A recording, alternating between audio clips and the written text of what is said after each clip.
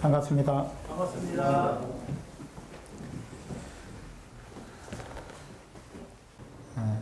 관계, 사람 관계라는 게 참 결코 쉬운 것이 아닙니다.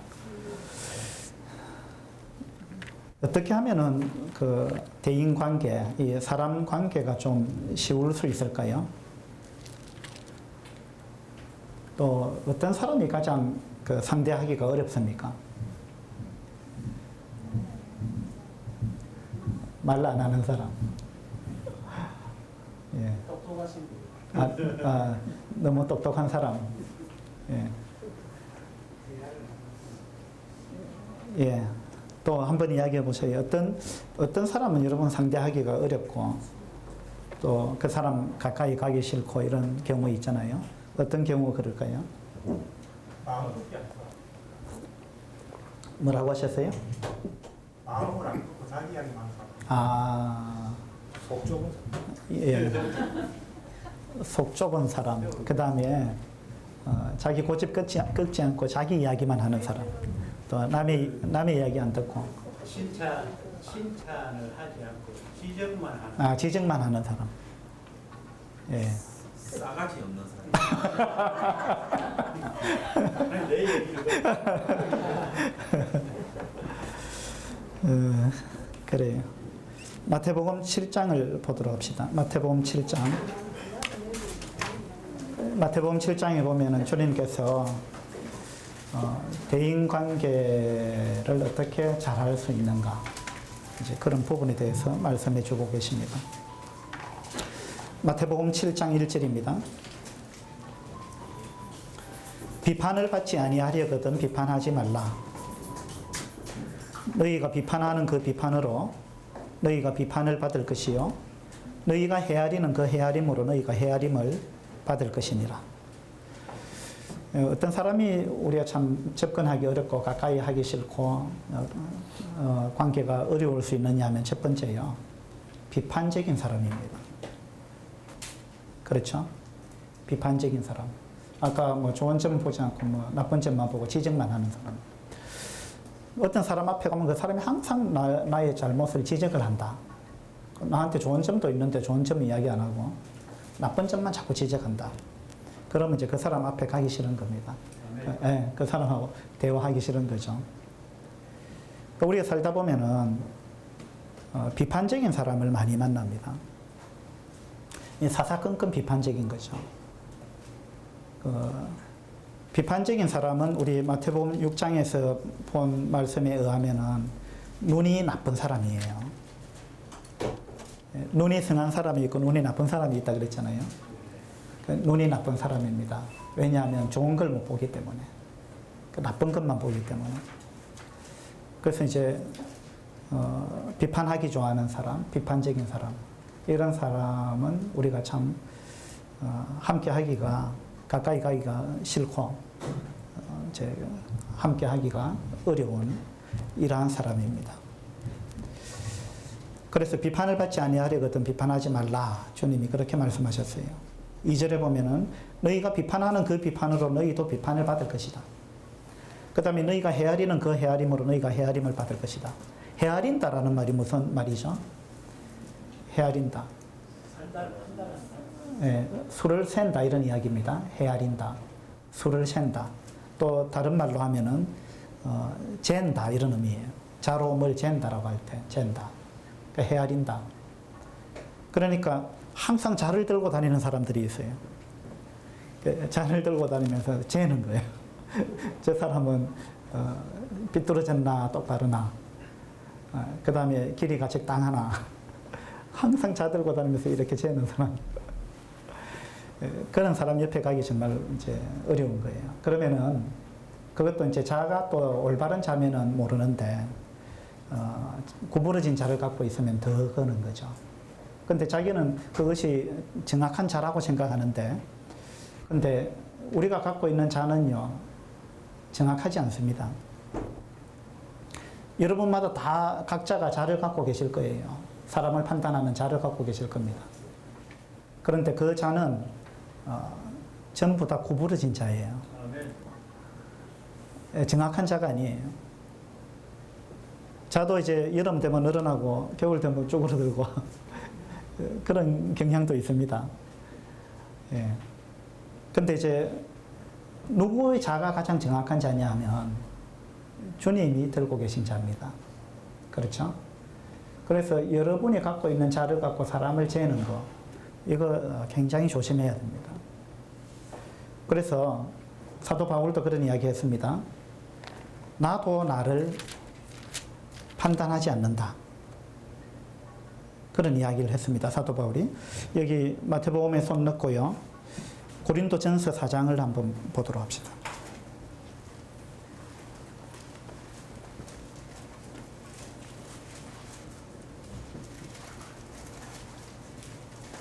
고린도전서 4장 3절입니다. 4장 3절.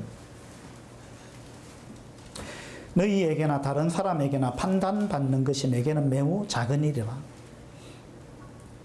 자, 판단, 사도 바울도 많은 판단을 받았습니다. 특히 고린도 교회 성도들이 사도 바울을 판단했습니다.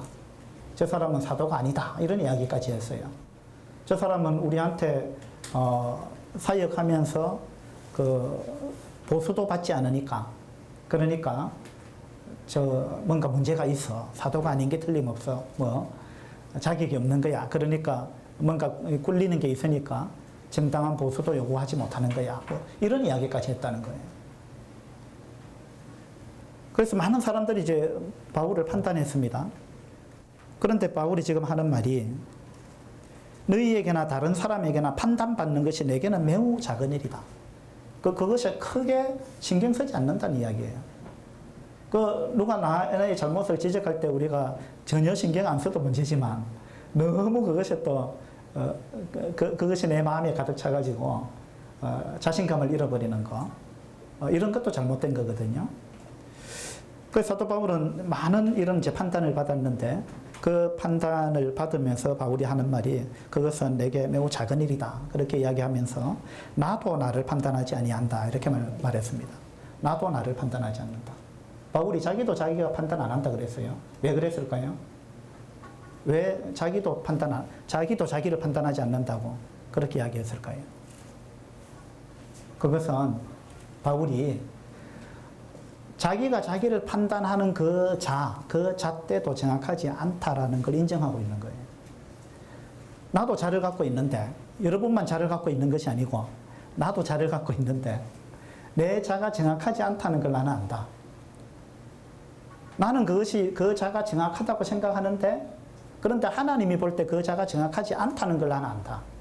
그래서 나는 그 자를 잘 사용하고 싶지 않다. 나한테조차도. 이런 이야기예요. 그 뒤에 나옵니다. 한번 보시죠. 4절입니다. 내가 자책할 아무것도 깨닫지 못하나. 자, 바울이 자기 자신한테 자기 자를 갖다 대보니까 자기한테 자책할 것이 아무것도 없어요. 바울이 자기가 갖고 있는 자를 자기한테 대보니까 자기한테 흠이 없는 거예요. 여러분도 그렇죠? 여러분이 갖고 계신 자를 갖고 남을 볼 때는 남이 다 이 자에 안 맞잖아요. 맞는 사람이 있습니까? 아무도 없잖아요. 여러분의 자에 딱 맞는 사람 아무도 없습니다. 그 자를 여러분한테 갖다 대보세요. 근데 많은 사람들이 그 자를 자기한테 갖다 대고는 만족해야 한다는 거예요. 예. 근데 바울은 이걸 깨달았습니다. 4절에 보시면 내가 자책할 아무것도 깨닫지 못하나 이로 말미암아 의롭다함을 얻지 못하노라. 자, 자기 자를 자기한테 갖다 댔는데 자기한테 자책할 것이 아무것도 없었어요. 그런데도 불구하고 이로 말미암아 내가 의롭다함을 얻지 못한다 라고 이야기했습니다. 왜냐하면 다만 나를 심판하실 이는 주시니라 이렇게 말씀하고 있습니다. 나를 재일 수 있는 분은 주님이다. 그러니까 나도 나를 정확하게 재일 수 없다. 그런 이야기입니다. 5절에 그러므로 때가 이르기 전 곧 주께서 오시기까지 아무것도 판단하지 말라. 자, 주님께서 오시기까지 아무것도 판단하지 말라. 우리 판단은 다 잘못됐다는 거예요. 물론 맞는 부분도 있겠지만 또 틀린 부분도 있습니다. 그래서 주께서 오시기까지 아무것도 판단하지 말라. 그가 주님이 오시면 어둠에 감추인 것들을 드러내고 마음의 뜻을 나타내시리니. 자, 주님께서 어둠에 감추인 것, 우리가 볼 때 우리는 잘 못 봤던 것, 우리가 어떤 사람을 내 자를 갖고 쟀을 때, 아, 저 사람 잘못됐네. 이렇게 생각했는데, 근데 그 사람 마음속에 어떤 동기를 갖고 있는지, 어떤 동기를 갖고 무슨 이유 때문에 그 일을 했는지, 내가 볼 때는 잘못됐는데, 왜 그거 그렇게 하느냐? 내가 볼 때는 내 잣대에 안 맞는데, 그 사람은 그렇게 해야만 하는 어떤 무언가가 있다는 거예요. 그 사람은 어떤 그런 해야만 하는 어떤 동기가 있다는 거예요. 숨은 동기가 있다는 것입니다. 그걸 나는 못 본다는 겁니다. 그걸 누구만이 볼 수 있어요? 하나님만이 그걸 보신다는 거예요. 그래서 하나님이 오시면은 어둠에 감추인 것, 그 사람의 마음의 동기를 하나님은 드러내신다는 겁니다. 그래서 그것을 우리가 나중에 보게 될 때, 아, 내가 너무 섣불리 저 사람을 판단했구나. 이것을 우리는 나중에 깨닫게 될 거예요. 나중에 우리가 주님 만나게 될 때, 그때 우리가 비로소 사람들을 이해하게 될 것입니다. 우리는 지금 사람들 다 이해 못해요. 나도 나를 이해 못하는데. 나도 내가 왜 이러는지 몰라. 이런 노래도 있잖아요. 나도 나를 모르는데 내가 남을 어떻게 알겠어요? 부부 사이라도 마찬가지입니다. 우린 잘 모르는 겁니다. 그 사람의 마음이 어떠한지. 그래서 주님이 그걸 어둠에 감추인 그 사람의 마음의 뜻을 나타내시리니 그때에 각 사람에게 하나님으로부터 칭찬이 있으리라 이랬습니다. 주님이 나는 볼 때 그 사람이 내 잣대에 안 맞는데, 그래서 내가 비난했는데, 근데 주님이 오셔가지고 그 사람의 숨은 마음의 동기를 드러내시고 그 사람을 칭찬하시겠다는 거예요. 주님은 그 사람을 칭찬하시겠다 했는데 나는 그 사람을 비난하는 것입니다. 무엇이 잘못된 거예요? 내 자가 잘못된 것입니다. 그래서 우리가 사람을 쉽게 판단하는 것, 이건 굉장히 조심해야 되는 부분입니다. 마태복음 7장으로 다시 가보죠. 비판을 받지 아니하려거든 비판하지 말라. 비판하는 것, 비판적인 사람을 만나는 것은 참 유쾌하지 못해요. 예. 근데 여기 이 말씀이 사람을 도저히 우리는 판단하면 안 된다, 그런 의미는 아니에요. 우리는 판단도 해야 돼요. 무엇이 옳고 그른지 우리는 판단해야 됩니다. 누구 말이 옳은지, 그죠? 그 다음 그 사람한테 뭐가 잘못된지 그걸 좀 우리 지적도 해줄 필요는 있습니다. 그리고 권면도 하고, 그죠? 그 사람을 돌이키게 만들고, 교회 내에서도 누가 죄에 빠졌는지, 어떻게 올바로 세울 수 있는지, 이런 거는 우리 성도들이 해야 되고, 특별히 장로들은 또 그런 일을 해야 됩니다. 그래서 이 말씀은 전혀 사람을 우리가 판단하면 안 된다라는 이야기는 아니에요. 그래서 올바른 판단은 우리가 하긴 해야 되지만, 여기서 이야기하는 것은 우리가 비판적인 그런 습성에 젖어들어서 늘 비판적으로 사람들을 대하는 그런 경우, 그런 부분을 우리가 조심해야 된다는 것입니다. 이건 날카롭게 트집을 잡는 그런 어떤 경우입니다. 어떤 사람 굉장히 트집 잡는데 날카로운 사람이 있어요. 별것도 아닌 걸 가지고, 사소한 걸 가지고 굉장히 날카롭게 지적하는 사람이 있습니다. 그런 사람은 대인관계에 어려울 수밖에 없습니다. 다른 사람이 그 사람을 피할 수밖에 없어요.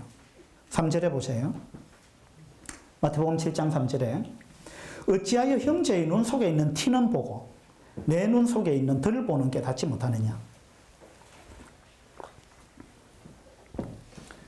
어떤 사람의 눈 속에 티가 있는데 눈에 있는 티가 잘 보입니까? 잘 안 보입니까? 예. 눈에 티가 있는 그걸 자세히 보지 않으면 안 보이는 겁니다. 그죠?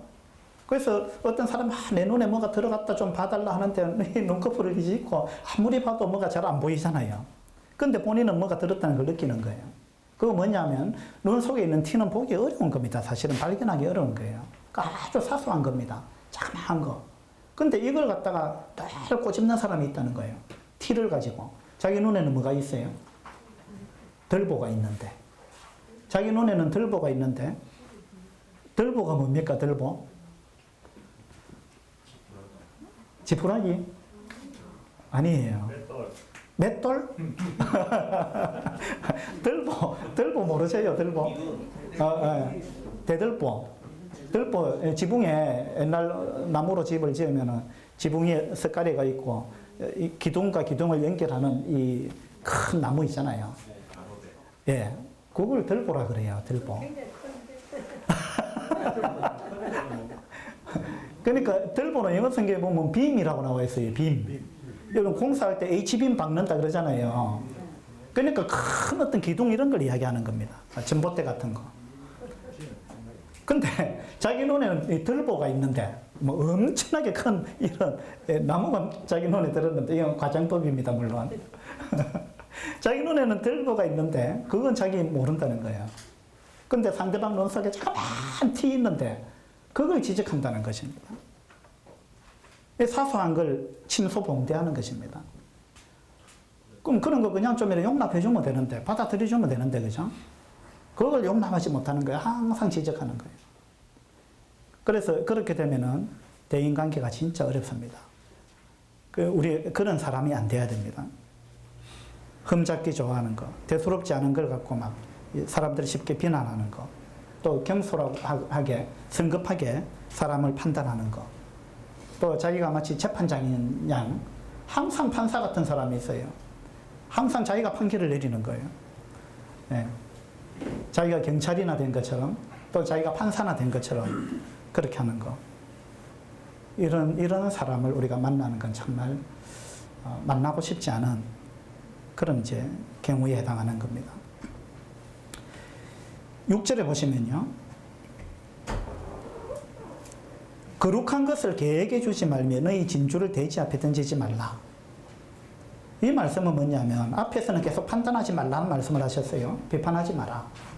그런 말씀을 하시다가 6절에 가서는 좀 다른 이야기를 하시죠.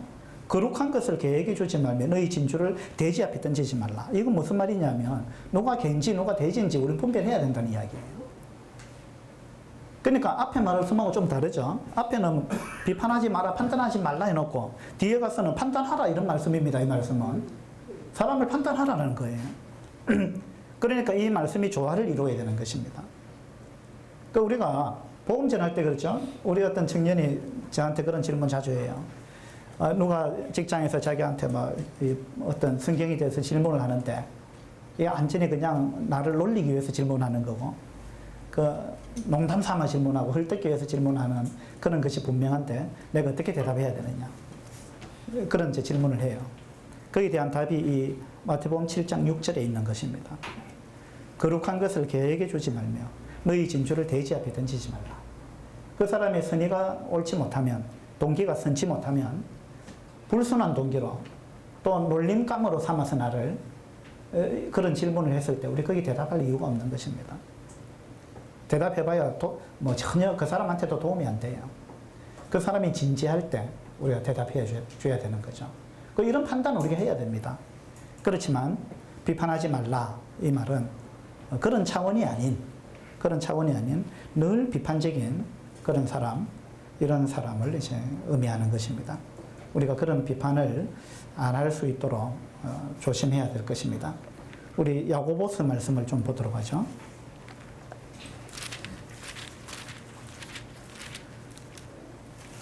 야고보서 4장입니다.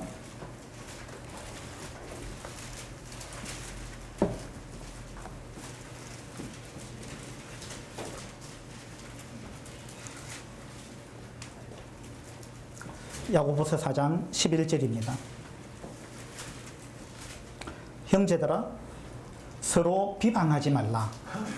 형제를 비방하는 자나 형제를 판단하는 자는 곧 율법을 비방하고 율법을 판단하는 것이라. 네가 만일 율법을 판단하면 율법의 준행자가 아니요 재판관이로다. 자, 여기 이제 항상 재판관이 되기를 원하는 사람을 지적하고 있습니다. 판사가 자기가 판사인 줄 생각하고 항상 재판을 하려고 하는 사람, 이런 사람을 향해서 그렇게 하면 안 된다 라고 말씀하고 있습니다. 우리가 누군가를 판단하게 되면, 재판하게 되면 이것은 율법을 비방하고 율법을 판단하는 것이다 이렇게 말씀하고 있습니다. 왜냐하면 하나님이 그 사람을 그렇게 판단하지 말고 비방하지 말라, 구약에도 율법에도 그런 말씀이 있는 거예요. 그런데도 불구하고 자기가 판단하니까 율법을 우습게 여기는 거예요. 그리고 왜 율법을 비방하고 율법을 판단하는 것이 되느냐 하면 율법에 나와 있는 그 자를 갖고 사람을 판단하지 않는다는 거예요. 자기 자를 갖고 판단한다는 겁니다. 그러니까 자기가 율법보다 더 높은 위치에 있다는 겁니다. 이 말은 뭐냐면 내가 하나님보다 더 높다는 이야기가 되어버려요. 하나님은 그 사람을 받아줬는데 나는 그 사람을 비방합니다.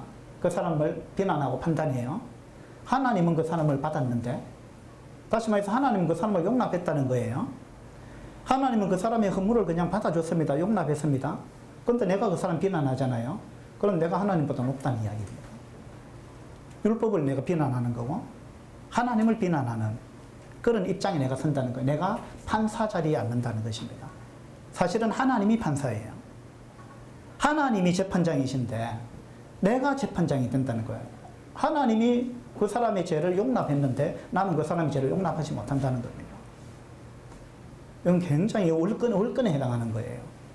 그죠? 그 다음에 12절 보세요. 입법자와 재판관은 오직 한 분이시니 능히 구원하기도 하시며 멸하기도 하시느니라. 입법자와 재판관은 한 분밖에 없다.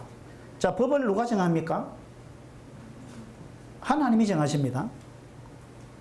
이 세상에는 물론 국회의원들이 법을 정합니다만, 그러나 하나님이 최종 심판하실 때 그 법은 하나님이 정한 법에 따라 심판하십니다. 하나님이 입법자예요. 또 재판장은 누굽니까? 하나님이세요. 여러분 이걸 잘 기억해야 됩니다. 입법자도 하나님이시고 재판장도 하나님이십니다. 하나님이 입법자고 재판장입니다. 그런데 우리가 남을 쉽게 비난하게 되면은 내가 입법자가 되고 내가 재판장이 되는 거예요. 이게 얼마나 무서운 일인지 아십니까? 내가 법을 정해가지고 내가 그 기준을 갖고 사람을 판단하잖아요. 그럼 내가 입법자가 되어버려요. 다시 말해서 내가 하나님이 된다는 거예요. 그럼 내가 또 재판장이 돼가지고 그 사람을 재판하고 판단한다는 것입니다. 근데 입법자와 재판자는 하나님밖에 없습니다. 그럼 우리는 뭐예요? 우리는 입법자도 아니고 재판장도 아닙니다. 그럼 우리는 뭘까요? 여기 말씀이 나오잖아요. 준행자입니다. 준행자. 법은 하나님이 정하시고 하나님이 재판하시고 우리는 하나님이 정해놓은 법을 우리는 준행할 따름입니다. 우리는 준행자의 입장에 서야 되는데 우리는 자꾸만 입법자와 재판자의 자리에 앉으려고 한다는 것입니다. 이걸 우리가 버려야 되는 거죠. 여기서 벗어나지 못하면 대인관계는 진짜 어렵습니다. 여러분 주변에 사람이 오지 않는 거예요. 여러분 기피합니다. 예. 그래서 너는 누구이기에 이웃을 판단하느냐? 12절 끝에 그렇게 나옵니다. 너는 누구이기에 이웃을 판단하느냐? 너는 도대체 누구냐? 너의 이웃을 판단하는 너는 도대체 누구냐? 네가 하나님이냐? 이런 이야기죠. 너는 누구이기에 이웃을 판단하느냐? 판단하시는 분은 하나님이신데 너가 왜 판단하느냐? 너 도대체 누구냐? 너가 하나님이냐? 그 이야기예요. 이 무서운 이야기죠. 그래서 우리 사람을 판단하는 거 정말 조심해야 됩니다.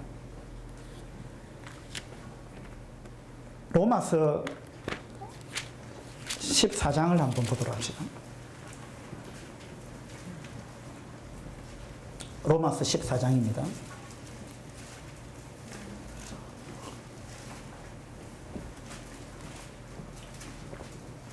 (14장 1절입니다) 믿음이 연약한 자를 너희가 받되 그의 의견을 비판하지 말라. 자, 비판하지 말라. 이 비판하다는 말의 반대말이 여기 1절에 어떤 단어가 쓰였어요? 받는다. 예, 받는다는 말은 비판한다. 반대말이에요. 여기서. 그죠? 믿음이 연약한 자를 비판하지 말고 받아라. 수용하라. 포용하라. 받아주라는 거예요. 이걸 못 받아주니까 비판하는 겁니다.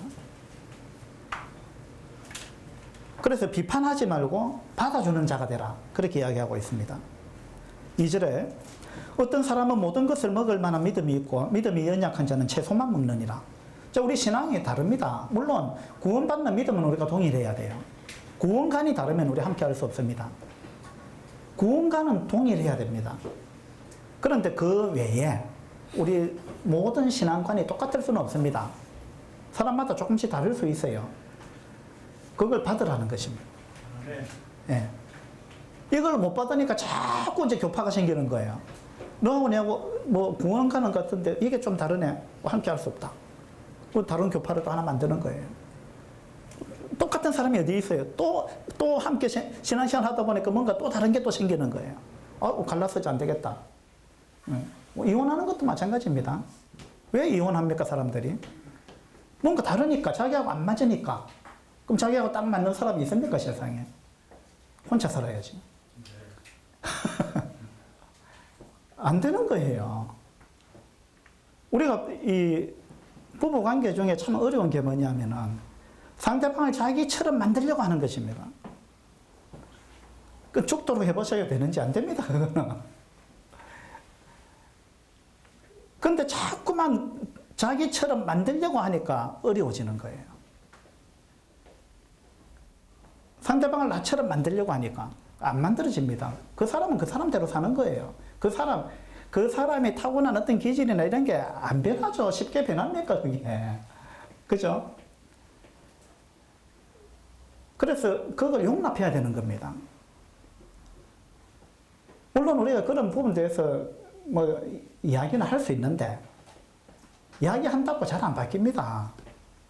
근데 안 바뀌는 걸 갖고 계속 물고 늘어지고 계속 이야기하면 피곤해서 살 수가 없는 거예요. 이야기하고 바뀔 것 같으면 뭐 우리가 다 하나님 될게요, 벌써. 안 그렇겠어요? 여러분 잔소리해갖고 바뀐다면 상대방이. 상대방을 바꾸는 것은 거의 불가능에 가깝습니다. 그래서 상대방을 바꾸려고 하지 말고 자기를 바꿔야 됩니다. 자기 눈에 있는 들보는 안 보고 자꾸 남의 눈에 티를 보니까 이제 관계가 어려워지는 것입니다. 자, 여기 무엇이 보입니까? 점이 보입니다. 점이 보입니까? 하얀 종이가. 아, 또 이 점선도 보여요. 여기 선도 보여요. 네. 아, 눈이 밝으시네요. 여기 손도 보입니다.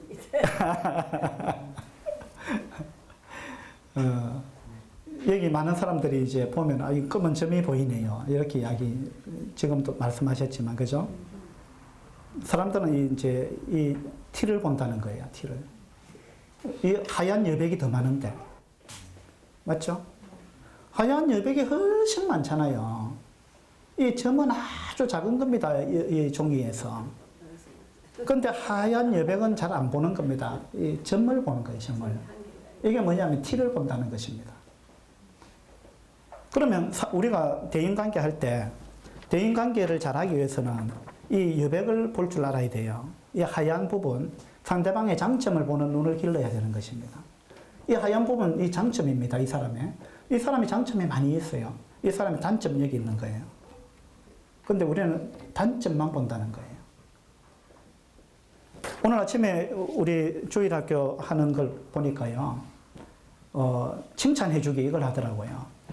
그래서 한 사람 불러내가지고 저 사람 칭찬 좀 해줘라 이랬는데, 한참을 생각하더라고요. 칭찬할 걸, 어떤 사람을 칭찬하려면 한참 생각해야 돼요. 왜? 비난하라면 뭐 술술 나올 건데, 맞죠? 그 사람 잘못된 거 비난하라 그러면 할 게 엄청 많습니다. 안 그래요? 칭찬하라면 한참 고민해야 돼요. 생각을 해야 돼요. 찾아야 됩니다. 여러분, 아브라함 하면 뭐가 생각납니까? 다윗 하면 뭐가 생각나요? 그 많은 사람들이 아브라함 하면 자기 아내를 누이라고 속이고 거짓말하고 이거 생각한단 말이에요. 다윗아 막 간음했잖아. 예. 아니, 아브라함과 다윗 좋은 점이 얼마나 많습니까? 그 좋은 점 잘 생각 안 나는 겁니다. 그죠? 비난할 건 엄청 그냥 막 단숨에 생각나는 것입니다. 예. 이걸 주님이 경계하고 계시는 거예요. 그래서 이 믿음도 마찬가지입니다. 우리가 사람에 따라 어떤 그 중요하게 생각하는 부분이 다릅니다. 6절에 보세요. 로마서 14장 5절부터 볼까요? 어떤 사람은 이 날을 전날보다 낮게 여기고, 어떤 사람은 이 날을 전날보다 낮게 여긴다는 거예요. 그 다음에 어떤 사람은 모든 날을 각히 여기나니 각각 자기 마음으로 확정할지니라. 나를 중히 여기는 자도 주를 위하여 중히 여기고, 먹는 자도 주를 위하여 먹으니 이는 하나님께 감사함이요, 먹지 않는 자도 주를 위하여 먹지 아니하며 하나님께 감사하느니라. 그래서 사람들이 어떤 사람은 같은 우리가 구원받은 같은 신앙을 가진 사람이라 할지라도 어떤 사람은 이걸 더 중요하게 생각합니다. 어떤 사람도 저걸 더 중요하게 생각해요. 이 가치관이 다르다는 겁니다. 그걸 중요하게 여기는 부분이 달라요. 그래서 나는 이걸 중요하게 생각하는데 너는 왜 이걸 중요하게 생각 안 하느냐 하고 그걸 갖고 비난해서는 안 된다는 겁니다. 나는 그거 중요하게 생각하지. 내 은사가 그거니까. 사람은 은사에 따라 다르게 보는 거예요. 전도의 은사를 가진 사람은 구도자가 오면 아이 지금 예배 드리는 게 중요하냐 전도해야지 이렇게 생각할 수 있습니다. 맞잖아요. 예배는 다음 주일에도 내가 드릴 수 있는 거고 오늘 내가 저 사람 지옥 가는 사람 내가 건져야지 그것보다 더 중요한 게 어디 있느냐 이렇게 생각할 수 있습니다. 전도의 은사를 가진 사람은. 근데 또 다른 은사를 가진 사람은 그렇게 생각 안 할 수 있어요. 아, 저 사람이 예배가 더 중요하지. 어떻게 예배를 안 드리고 저렇게 할 수 있느냐. 이렇게 생각할 수 있는 겁니다.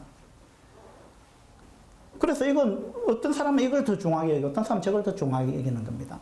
이런 부분에 대해서 우리가 판단하지 말자는 것입니다. 왜냐하면 7절에 보세요. 우리 중에 누구든지 자기를 위하여 사는 자가 없고 자기를 위하여 죽는 자도 없다. 먹는 자도 주를 위하여 먹는다. 6절에. 그죠? 먹지 않는 자도 주를 위하여 먹지 않는다. 그러니까 너의 믿음만 옳으냐, 너의 믿음만 제일 좋으냐, 그렇지 않다라는 이야기입니다. 그 사람도 주님을 위해서 안 먹는다 그거. 먹는 사람도 주님을 위해서 먹는다는 거예요. 그러니까 너만 주님 사랑하느냐 이런 이야기입니다. 너만 주님을 제일 잘 섬기느냐 이런 이야기예요. 우리는 생각할 때 나처럼 해야 제일 주님 잘 섬긴다고 생각하는 겁니다. 이건 오판이에요. 그 사람도 주님을 위해서 주님 사랑하는 사람 누가 있어요? 구원받은 그리스도인이 주님을 사랑하지 않는 사람 누가 있습니까? 다 우린 주님 사랑하는 거예요. 사랑하는 방법이 다를 뿐입니다. 사랑하는 방법이 달라요. 부부간에도 마찬가지입니다. 사랑하는 방법이 다른 거예요. 근데 왜 나처럼 사랑해라 이걸 그것만 요구해서는 안 된다는 것입니다. 그 사람은 그 사람 방법대로 하는 거예요. 그 마음을 받아주라는 거죠. 그 마음을. 그 사람이 정말 나를 사랑하는구나. 저 사람 정말 주님을 사랑하는구나. 그거면 족한 거죠. 근데 왜 내 방식대로 사랑하지 않느냐. 요걸 가지고 우리가 비난해서는 안 된다는 거죠. 그걸 받아주라는 것입니다. 그 다음에 15절 한번 보죠. 로마서 14장 15절에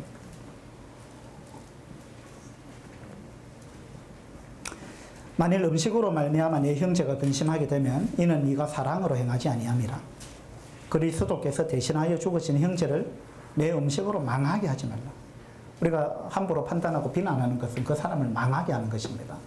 주님은 그 사람을 살리기 위해서 죽기까지 하셨는데 주님이 그 사람 살리기 위해서 죽기까지 해갖고 살려놨는데 내가 그 사람 망하게 해서는 안 된다는 거예요. 근데 나는 뭘 갖고 망하게 하느냐? 음식 갖고 망하게 한다 이 말입니다. 그거 먹으면 안 되는데 왜 먹느냐? 이래가지고 사소한 것 가지고 그렇게 크게 중요한 게 아닌데 사소한 것 가지고 티를 가지고 그걸 가지고 막 그렇게 해서는 안 된다. 내처럼 해야 된다. 왜 그렇게 하느냐? 막 이래가지고 그 사람 실족시킨다는 것입니다. 이거는 주님이 살리는 사역을 하셨는데 우리는 죽이는 사역을 하고 있다는 것입니다. 이건 정말 두려운 일이죠. 19절입니다. 그러므로 우리가 화평의 일과 서로 덕을 세우는 일을 힘쓰나니. 자, 우리가 화평의 일 그리고 덕을 세우는 일 이것이 더 중요하다. 그렇게 말씀하고 있습니다. 화평의 일. 자, 그 사람이 내가 볼 때 그게 잘못된 건데 그걸 하고 있잖아요. 그걸 내가 지적했을 때 그것이 그 사람한테 덕이 되느냐 그리고 교회에 덕이 되느냐 이걸 생각해야 된다는 거예요. 덕이 되느냐 안 되느냐 그것이 분명히 잘못된 것이라 할지라도 그걸 지적했을 때 우리 모두에게 덕이 안 되면 우리는 그걸 지적해서는 안 된다는 이야기입니다. 덕이 안 되면 우리는 너무 이걸 원리 원칙적으로 따지기 좋아하는 사람들이 있어요. 너무 원리 원칙적으로. 특히 이제 우리 청년의 나이 때 그런 게 많은 것 같아요. 그 법대로 하면 그거 아니잖아요. 그거 원칙에 어긋나잖아요. 왜 그렇게 하는 거예요? 어긋나더라도 그것이 덕이 되면 그렇게 할 수도 있는 겁니다. 그죠? 우리가 어제 청년의 시간에도 그런 게 나왔어요. 저 사람, 우리 지금 그룹에 함께 할 수 없는 거 아닙니까? 우리 정해놓은 법이 있는데. 그죠? 그 법의 얽매인 거예요. 그 법 우리가 정했잖아요. 우리가 바꿀 수도 있잖아요. 왜 법에 목숨을 걸었냐 이겁니다. 그것이 생명을 좌지우지하는 것 같으면 목숨 걸어야죠. 그러나 그렇지 않은 것 같으면 어느 것이 더 화평이냐, 화평을 위한 거냐, 어느 것이 더 우리 모두에게 덕이 되느냐, 이게 더 중요한 것입니다. 그래서 화평과 덕을 더 중요하게 생각하면 그 사람이 내가 볼 때 뭐 좀 잘못한다 할지라도 포용하고 받아줄 수 있다라는 이야기입니다. 이게 마태복음 7장에서 비난하지 말라 라는 이제 말씀일 것입니다. 14장 4절입니다. 로마서 14장 4절에 남의 하인을 비판하는 너는 누구냐? 남의 하인을 비판하는 너는 누구냐? 네가 지금 어떤 사람 비난하고 있는데, 비판하고 있는데 그 사람의 주인이 누군지 아느냐? 그 말입니다. 네가 그 사람의 주인이냐? 이런 이야기예요. 그 사람은 어떤 사람의 하인인데 너의 하인이 아닌데 너가 왜 그 사람 비난하느냐? 네가 왜 그 사람을 똑바로 세우려고 하느냐? 그 사람 주인이 따로 있는데 그 이야기입니다. 그 사람 주인이 누구예요? 하나님이십니다. 그래서 4절 다시 보면 남의 하인을 비판하는 너는 누구냐? 그가 서 있는 것이나 넘어지는 것이 자기 주인에게 있으며 그가 세움을 받으리니 너한테 세움을 받는 게 아니고 자기 주인이 그 사람을 세울 거다라는 이야기예요. 그래서 그가 주인한테 세움을 받으리니 이는 그를 세우시는 권능이 주께 있습니다. 주님이 세우신다는 거예요. 주님이. 그래서 내가 하나님이 된 것처럼 내가 그 사람을 바로 세워야 되겠다. 내가 다듬어야 되겠다. 예, 이 생각에서 우리 좀 벗어나야 됩니다. 특히 이제 결혼하면은 아내들이 남편을 쪼물락쪼물락 해가지고 자기가 남편을 새로 만들려고 그래요. 그렇게 한다고 절대 안 만들어집니다. 하나님이 여자를 왜 늦게 만들었는지 아십니까? 남자를 만들어 놓고 여자를 만들었잖아요. 좀 손대지 말라고, 있는 그대로 두라고. 여자를 먼저 만들었으면은 남자 만들 때 엄청 참견이 많았을 거예요. 하나님, 요거는 이래 해주세요. 저래 해주세요.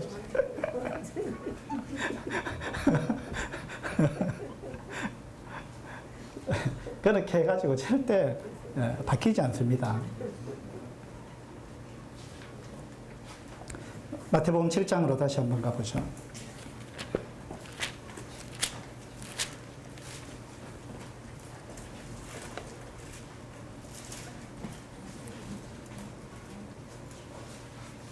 우리가 이제 좋은 이런 인간관계, 대인관계를 갖기 위해서 비판하는 습성을 버려야 한다. 그리고 남의 눈에 티를 찾아내는 그것 좀 버려야 된다. 이제 그런 이야기를 주님께서 하셨습니다. 그리고 결론적으로 하신 말씀이 12절에 나오는데요. 12절 한번 보죠. 그러므로 무엇이든지 남에게 대접을 받고자 하는 대로 너희도 남을 대접하라. 이것이 대인관계에 있어서 굉장히 중요한 원리입니다. 이걸 황금률이다 이렇게 학자들이 이름을 붙였어요. 이건 사람 관계에 있어서, 대인관계에 있어서 황금률에 해당한다. 엄청나게 중요한 원칙이라는 겁니다. 무엇이든지 남에게 대접을 받고자 하는 대로 너희도 남을 대접해라. 이 원칙을 우리가 마음에 두고 있으면은 이 대인관계가 굉장히 쉬워질 수 있습니다. 공자가 논어에서 뭐라고 이야기했느냐면요. 기소불욕이면 물시의인하라. 이런 이야기를 했습니다. 무슨 말이죠? 기소불욕, 물시의인. 학교 다닐 때 우리 배웠잖아요. 그 무슨 말이냐면 기소불욕이면 내가 원하는 것이 아니면 내한테 싫은 거면 물시의인하라. 남한테도 그렇게 시키지 마라. 내한테 싫은 거 남한테 요구하지 말라는 거예요. 누가 나한테 그걸 요구하면 내가 기분 나쁜 것 같으면 나도 다른 사람한테 그거 요구하면 안 된다는 거예요. 그죠? 이것도 대인관계에서 아주 중요한 원리입니다. 근데 이것이 주님이 말씀하신 거하고 조금 다릅니다. 차원이 달라요. 무엇인지 남에게 대접받고 싶은 대로 너도 남을 대접해라. 이거하고 네가 싫은 거 남한테도 시키지 마라. 이거하고 같은 말 같은데 조금 다르죠? 어떻게 달라요? 예. 그 이제 공자가 말한 거는 조금 뭐 소극적인 거예요. 그죠? 싫은 거 시키지 마라. 너 싫으면 그 사람도 싫다. 그거 네가 싫은 거 남한테 시키지 마라. 이런 이야기고. 주님이 하신 말씀은 네가 대접받고 싶은 대로 남한테 대접해라. 더 적극적이죠. 더 선을 행하라는 겁니다. 그죠? 그래서 이걸 주님이 말씀하신 이 7장 12절 이것을 황금률이라 부르고 공자가 말한 기소불욕이면 물시의인하라. 이 말은 은율이다. 이렇게 부릅니다. 은율. 금율, 은율. 예, 그렇게 이제 사람들이 부르죠.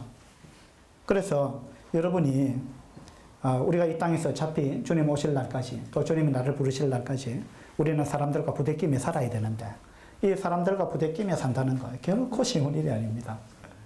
그래서 오늘 주님이 우리들한테 우리가 어떻게 이 대인관계를 원활하게 원만하게 할 수 있을까 이런 부분에 대해서 아주 중요한 지침을 주셨습니다. 비판하는 습성을 버려라.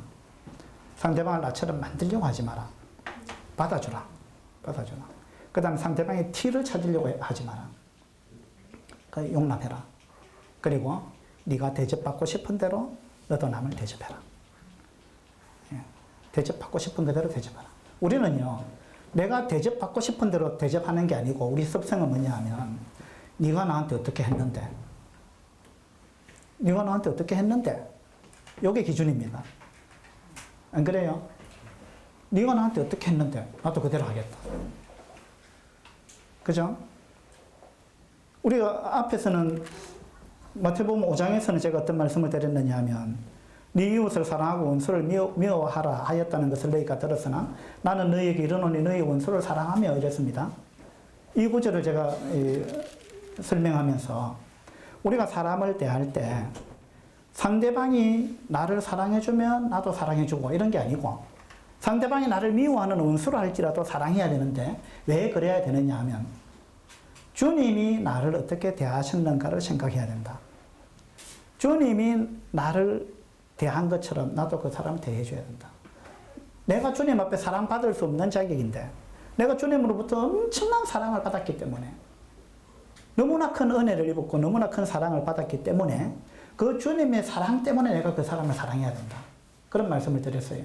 그 사람이 나한테 어떻게 하느냐가 중요한 게 아니고 주님이 나한테 어떻게 대해줬느냐를 생각해야 된다. 그 이야기를 했어요. 이 마태복음 7장에서는 한 가지 더 말씀드리고 싶은 게 네가 나한테 어떻게 했는데 이게 기준이 돼서는 안 돼요. 그것 말고 내가 대접받고 싶은 게 뭐냐 이것이 기준이라는 거예요. 내가 대접받고 싶은 게 어떤 행동이냐 그 행동을 너도 그 사람한테 하라 이겁니다. 그 사람이 나한테 어떻게 해줬느냐 따지기 전에 내가 먼저 베풀어라. 어떻게 베풀어야 되느냐 내가 대접받았을 때 기분이 좋은 방법 내가 이렇게 대접받고 싶은 거 그걸 그 사람한테 하라. 주님이 그렇게 말씀하시는 것입니다. 그래서 오늘 우리 마태복음 7장 1절부터 12절까지 이 말씀 여러분 마음에 꼭 새기시고 내가 좀 비판적인 사람이 아닌가 내가 상대방의 눈에서 티를 찾으려고 하는 그런 사람이 아닌가 내가 용납하지 못하는 사람 터집 잡기 좋아하는 사람 차가운 사람 까다로운 사람 그런 사람이 아닌가 이런 거 생각해 보시고 우리 마음을 최대한 넓히시고 여러분 대접받고 싶은 대로 남을 대접해주는 그런 원칙을 가지고 우리가 남은 생애를 살아갈 수 있으면 좋겠습니다. 네, 기도합시다.